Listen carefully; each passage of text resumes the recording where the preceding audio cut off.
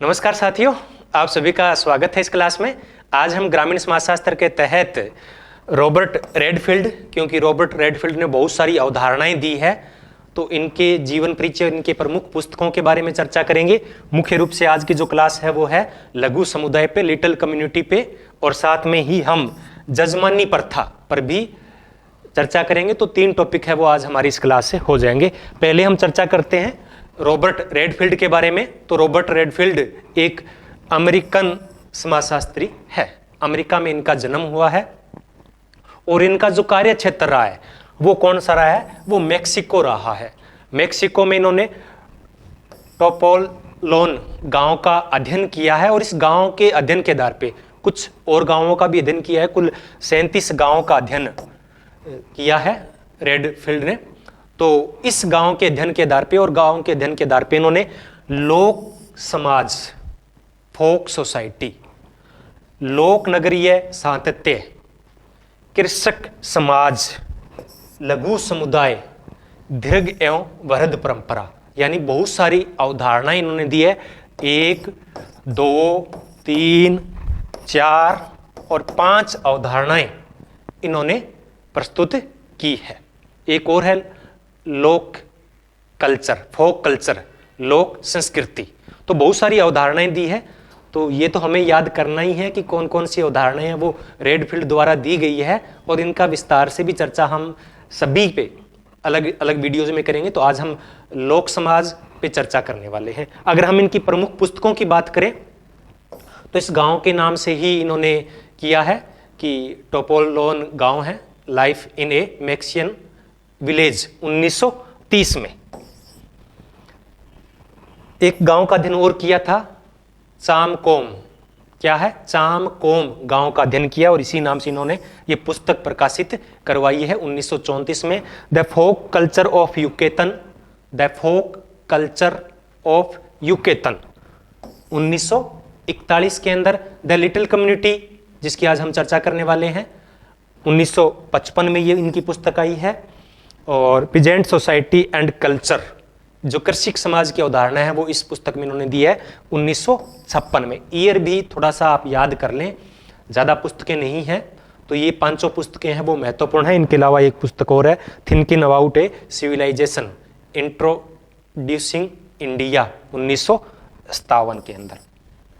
तो इनकी अवधारणाएं और पुस्तक लगभग एक जैसी ही है। तो ये रॉबर्ट रेडफील्ड है और इनकी जितनी अवधारणाएं हैं इनकी हम चर्चा कर लेंगे। तो हमें रॉबर्ट रेडफील्ड के बारे में अलग से पढ़ने की आवश्यकता नहीं रहेगी। कई बार हम कंफ्यूजन हो जाते हैं रेडक्लिफ ब्राउन के साथ में। तो ब्राउन अलग है और रेडफील्ड अलग है। तो अगर हम इनकी लघु समुदाय की बात करें, अगर मैं हिंदी में इसकी बात कहूँ, हो सकता है जब कोई एग्जाम आता है तो वो पहले अंग्रेजी में पेपर बनाते हैं और बाद में उसका हिंदी अनुवाद कर सकते हैं।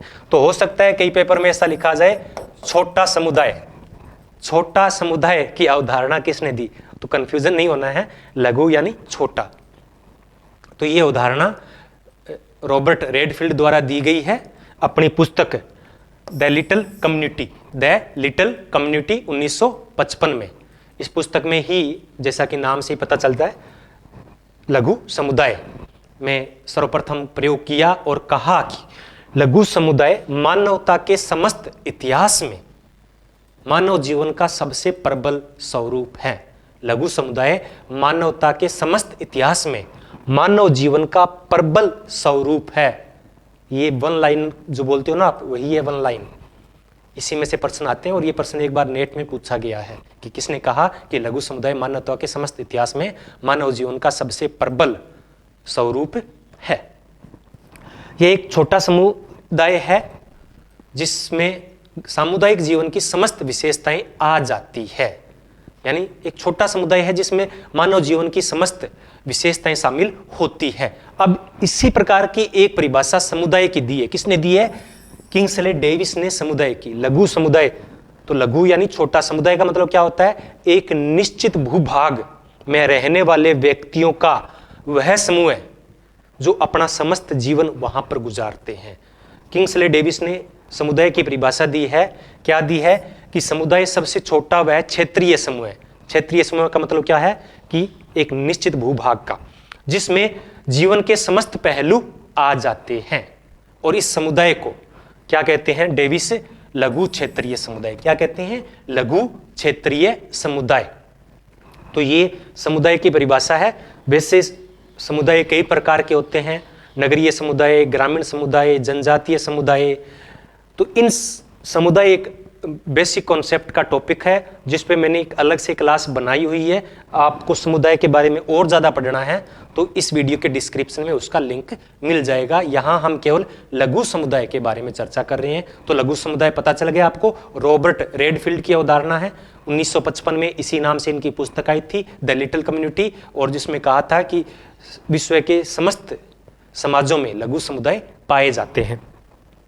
रेडफील्ड ने ये अवधारणा है वो चानक्रोम, सॉरी मैंने वहां गलत नाम बोल दिया था, चानक्रोम ये गांव है, इसी नाम से इनकी एक पुस्तक है। इस गांव का भी अध्ययन किया और साथ में 37 गांवों का और अध्ययन किया और इनके आधार पर इन्होंने लघु समुदाय की अवधारणा दी। इन्होंने बोल दिया कि सीरियोनो इंडियन सुडान की न्यून जाति, युकेतन की माया जाति का अध्ययन भी किया है और कहा है कि विश्व के समस्त भागों एवं समस्त इतिहास में सदैव लघु समुदाय विद्यमान रहे हैं, जहां पर ये व्यक्तियों की क्रियाओं की क्या रही है? पथ प्रदर्शक रही है। लघु समुदाय की जो परंपराएं हैं वो व्यक्ति के लिए क्या रही है? पथ प्रदर्शक रही है। अब सबसे ज्यादा प्रश्न आते हैं लघु समुदाय से, वो इसकी विशेषता से आते हैं। विशेषता कितनी है? 4 विशेषताएं बताई है। रेडक्लिफ ने कितनी विशेषताएं बताई है? 4 विशेषताएं बताई। एक है विशिष्टता। विशिष्टता का मतलब अपने आप में वो अद्वितीय होता है। विशिष्टता मतलब इसका एक अलग नाम होता है जो कि अन्य समुदाय का आमतौर पे नहीं मिलता है। इसका अपना अलग इतिहास होता है, इसकी अपनी एक भौगोलिक सीमा होती है। ये सभी जो गुण है इसके वो बाहरी व्यक्ति को स्पष्ट रूप से दिखाई देती है और वो जानता है। और जो उस लघु समुदाय में जो लोग रहते हैं उनकी सामूहिक चेतना में ये विशिष्टता का गुण प्रदर्शित होता है। तो नंबर 1 विशेषता होगी विशिष्टता। नाम से पता चल जाता है आप विशिष्ट हो। तो इसी प्रकार से लघु समुदाय भी विशिष्ट है। आप अपने आप को विशिष्ट मानते होंगे तो अपनी तुलना है वो लघु समुदाय के साथ कीजिए। लघुता जैसा नाम से पता ही चल जाता है लघु समुदाय, तो लघुता तो इसका गुण होगा ही होगा, यानी ये छोटा है और स्वयं अवलोकन की एक इकाई होती है, यानी इसको हम एक अवलोकन की इकाई मान सकते हैं, यानी एक व्यक्ति आसानी से इसका अवलोकन कर सकता है। संबंध होते हैं वो प्रत्यक्ष होते हैं, यानी प्रत्यक्ष रूप से सभी लोग समुदाय के एक दूसरे को जानते हैं। और संबंध होते हैं वो क्या होते हैं? प्रत्यक्ष के साथ साथ प्राथमिक होते हैं। अगर संबंध व्यक्तिगत नहीं रहेंगे, यानी समुदाय बड़ा हो गया, एक दूसरे को नहीं जानेंगे, तो हम उसे लघु समुदाय नहीं कहेंगे। जैसे कि नाम से पता चल रहा है लघु समुदाय, और इसकी प्रमुख विशेषता क्या है? लघुता है, छोटापन है। अगर ये बड़ा हो गया तो फिर हम उसे लघु समुदाय नहीं कहेंगे। तो भारतीय जो गांव हैं, जो छोटे गांव हैं, वो लघु समुदाय की श्रेणी में आते हैं। समरूपता, गांव की विशेषता होती है समरूपता। तो लघु समुदाय तो गांव से भी छोटा है, छोटा गांव है, तो इसमें समरूपता तो होगी होगी। रहन सहन, खान पान, बोली भाषा, प्रथा परंपरा, सब कुछ देवी देवता समान होते हैं। इनमें सामूहिक चेतना प्रबल होती है और जो परिवर्तन होते हैं बहुत ही मंद गति से होते हैं। ऐसा नहीं है कि वो परिवर्तन नहीं होते, बहुत मंद गति से परिवर्तन इनमें होते हैं। आत्मनिर्भरता। आत्मनिर्भरता का मतलब होता है कि व्यक्ति, ये रेडक्लिफ का एक कथन है कि लघु समुदाय व्यक्ति के पालने से लेकर शमशान तक के सभी व्यवस्था करता है, सभी प्रकार के प्रबंध करता है। लघु समुदाय जन्म से लेकर या पालने से लेकर मृत्यु तक, यानी शमशान तक सभी प्रबंध करता है, संधारक करता है। तो ये आत्मनिर्भरता गुण बताया है।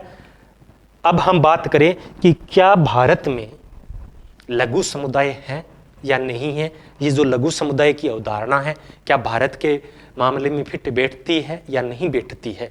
तो लघु समुदाय को ध्यान में रख के भारत ने कई अध्ययन हुए हैं, जैसे कि मैकिम मेरियट ने किशनगढ़ी गांव का अध्ययन किया, इसमें उन्होंने इसका परीक्षण किया है। मजूमदार ने मोहना गांव में किया, और सबसे महत्वपूर्ण B.R. चौहान ने राणावतों की सादड़ी गांव में इस अवधारणा का परीक्षण किया है। इस गांव में लगभग 640 लोग ही हैं राणावतों की सादड़ी में, ये राजस्थान का एक गांव है। इसमें उन्होंने B.R. चौहान ने, बृजराज चौहान ने लघु समुदाय की अवधारणा का परीक्षण किया, और उन्होंने कहा कि भारत में जो लघु समुदाय की 4 विशेषताएं हैं, उनमें से विशिष्टता और लघुता 2 प्रमुख ऐसे गुण हैं जो भारतीय गांव में मिलते हैं। इस दृष्टिकोण से हम भारतीय गांव को क्या कह सकते हैं? लघु समुदाय कह सकते हैं। तीसरा इनकी जो विशेषता थी समरूपता, तो समरूपता धीरे धीरे कम होती जा रही है, अभी है कुछ अंशों में बची हुई है, आंशिक रूप से अभी भी समरूपता है, लेकिन धीरे धीरे कम हो रही है। और आत्मनिर्भरता, जो चौथी विशेषता है आत्मनिर्भरता, ये सबसे कम है, ये बहुत कम बची है।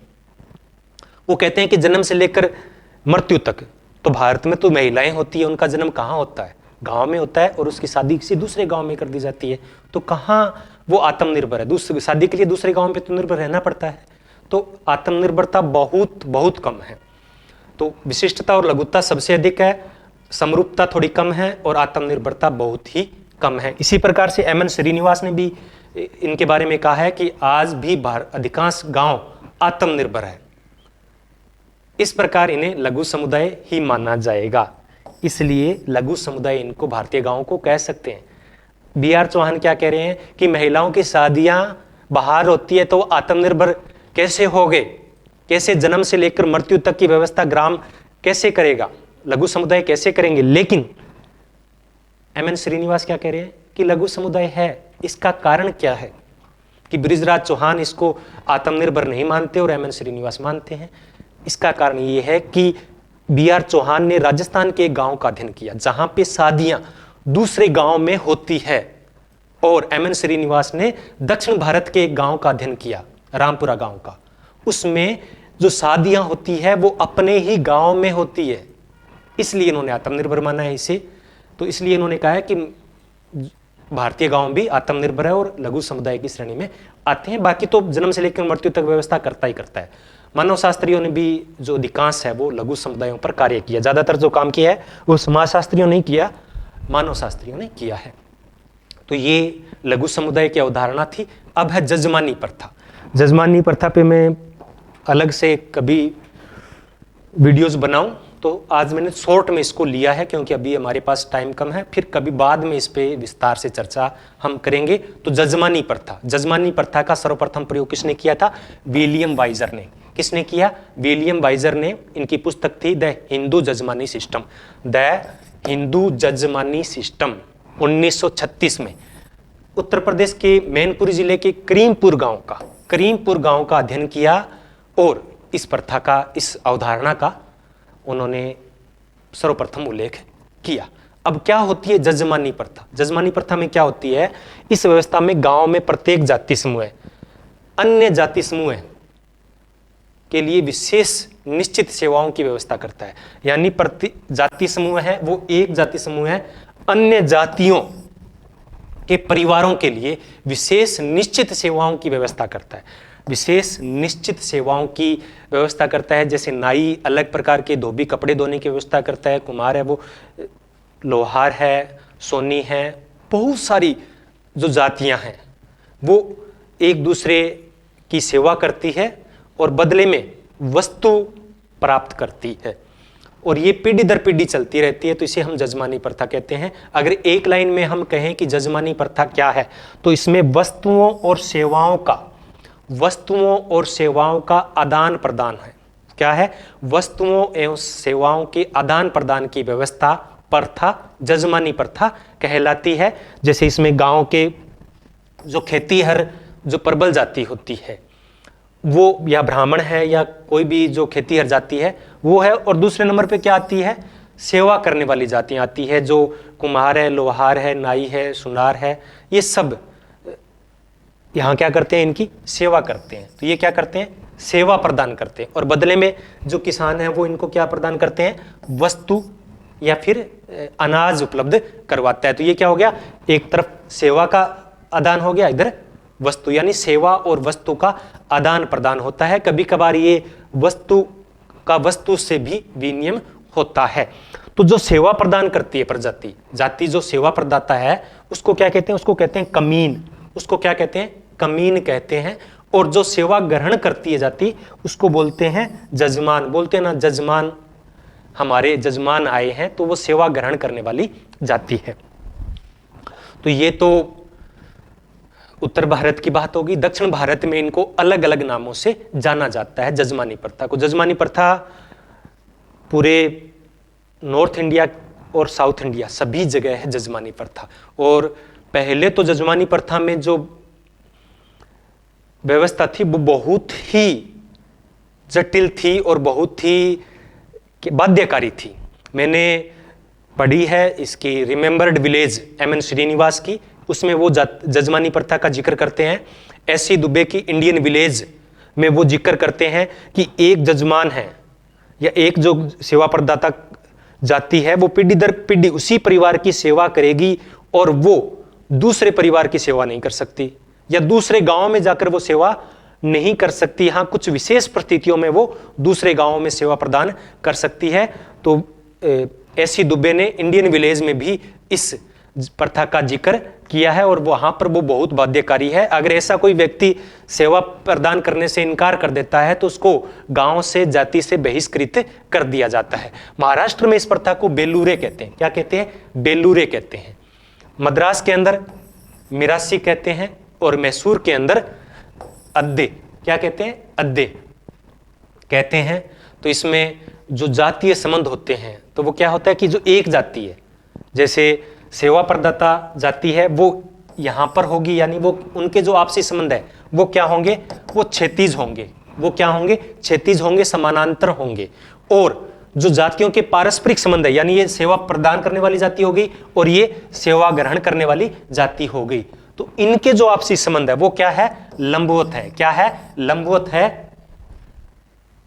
तो ये जातीय आपस में इनके संबंध होते हैं। तो जजमानी प्रथा मूल रूप से क्या है, लंबवत संबंध प्रकट करती है, ऊर्ध्वगामी संबंध प्रकट करती है, अधोगामी प्रकट करती है। ये आनुवांशिक होती है, पीढ़ी दर पीढ़ी है वो चलती रहती है। और ये एक परंपरागत व्यवस्था है। ये क्या है, परंपरागत व्यवस्था है और हजारों सालों से चली आ रही है, लेकिन वर्तमान के अंदर धीरे धीरे ये समाप्त हो रही है। अगर आप कोई एमए के विद्यार्थी अगर इसको देख रहे हैं तो इसमें ये प्रश्न पूछे जा सकते हैं कि ये धीरे धीरे समाप्त क्यों हो रही है, इसके कारण क्या है, जजमानी प्रथा से क्या लाभ होता है और जजमानी प्रथा के क्या नुकसान होते हैं। पर ये नेट के हिसाब से या प्रतियोगी परीक्षा के हिसाब से कोई ज्यादा इंपॉर्टेंट नहीं है और आएंगे तो हम कर भी देंगे। नगरीकरण है, औद्योगिकरण है, आजकल की जो वर्तमान आर्थिक व्यवस्था है, मुद्रा का प्रचलन चला। पहले मुद्रा का प्रचलन नहीं था, उस वजह से भी जजमानी प्रथा थी। तो इससे लोगों को आर्थिक सुरक्षा मिलती थी और बहुत इसके बेनिफिट थे, कुछ लॉस भी थे कि ये एक शोषणकारी व्यवस्था भी इसको हम कह सकते हैं। और इनके बीच में क्या है कि जो सेवा प्रदान करने वाली और सेवा ग्रहण करने वाली है, इनके बीच में मीठा झगड़ा चलता रहता है। जब वो ब्याह शादी में गिफ्ट नहीं देते हैं तब वो क्या होता है, नाराज भी हो जाते हैं। पर ये नाराजगी थोड़ी देर के लिए होती है, ज़्यादा देर नहीं चलती है। हमारे गांव में आज भी, मेरे गांव में आज भी जजमानी प्रथा है। जब नाई हजामत बनाता है उसकी सिप्पी सिस्टम बोलते हैं, उसको क्या बोलते हैं, सिप्पी। यानी एक व्यक्ति की कटिंग करने के 25 किलो गेहूं, अब 50 किलो गेहूं उसको मिलता है। तो वो सेवा कर रहा है और उसको बदले में गेहूं मिल रहा है। और कोई विवाह शादी होता है तो उसमें क्या होता है, अलग से गिफ्ट और वस्त्र उनको प्रदान किए जाते हैं। तो ये जो नगरीयता से दूर हैं उन गांव में आज भी कुछ मात्रा में विद्यमान है। अगर इसकी और बात करें तो ऑस्कर लेविस ने रामपुर गांव में भी जजमानी प्रथा का अध्ययन किया है। यहाँ पे जाट है वो प्रमुख जजमान जाति है और कहा है कि इस व्यवस्था में गांव में प्रत्येक जाति समूह से अन्य जातियों के परिवारों के लिए कुछ विशेष निश्चित सेवाओं की व्यवस्था की गई है। ये परिभाषा किसने दी है, ये ऑस्कर लेविस द्वारा परिभाषा दी गई है। तो ये हमारी जजमानी प्रथा थी और ये पहले से हमने लघु समुदाय के बारे में चर्चा की। आज मैं 2 क्लास लगाने वाला हूं, जो अभी थोड़ी देर के अंदर 5 मिनट के बाद में एक क्लास और होगी, जिसमें हम कृषक संरचना और कृषि समाज के बारे में चर्चा करेंगे। वो भी किनकी है? रेडक्लिफ ब्राउन की है। तो लाइक, शेयर, कमेंट्स करना ना भूलें और अपने दोस्तों के साथ शेयर करें। आपने इतने प्रेम से मुझे सुना, इसलिए आप सभी का बहुत बहुत धन्यवाद।